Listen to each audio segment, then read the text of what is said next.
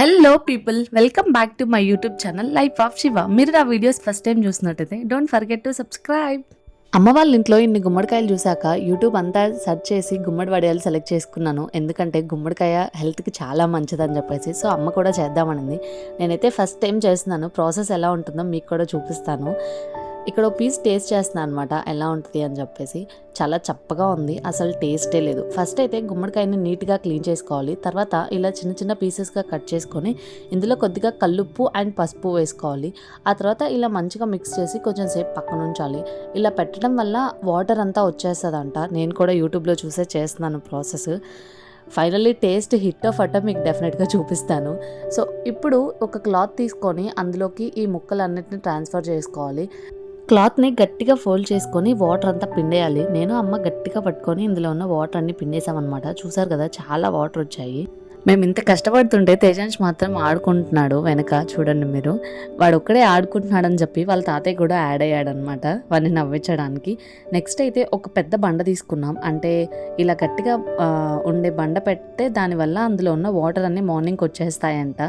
So అందుకని చెప్పేసి క్లాత్ని టైట్గా కట్టి దాని మీద ఇలా ఒక బండ పెట్టి అలానే ఒక టబ్ ఓర్లిచ్చాం. మిగతా ఏవి కదిలించకుండా, కుక్కలు అలా ఏం కదిలించకుండా ఉండడానికి. అండ్ నైటే ఇలా ఒక 1/2 కిలో పొట్టు ఉన్న మినప్పప్పుని నానబెట్టుకున్నాం అనమాట.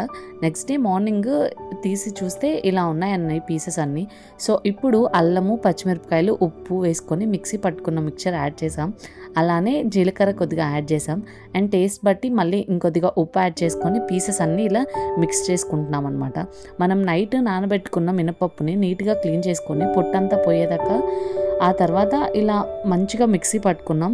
అంటే మిక్చర్ మరీ లూజ్గా కాకుండా అలా టైట్గా లేకుండా మీడియంగా ఉండేలాగా మిక్సీ పట్టుకొని ఇలా అంతా కలిసేలాగా మిక్స్ చేస్తుంది అనమాట అమ్మ. So batter ready. ఇంకా వీటిని అయితే పైన ఎండలో ఎండబెట్టాలంట. అందుకని చెప్పేసి పైన మిద్దె మీద ఒక ప్లాస్టిక్ షీట్ తీసుకున్నాము. పిండి చూసారు కదా ఎలా ఉందో. ఇలా వేయడానికి పెట్టుకోవడానికి కన్సిస్టెన్సీ ఇలా ఉండాలంట. సో అందుకని చెప్పేసి ఇంకా నేను అమ్మ ఇలా అన్నీ 1 by 1 రౌండ్ బాల్స్ లాగా పెట్టేశాము.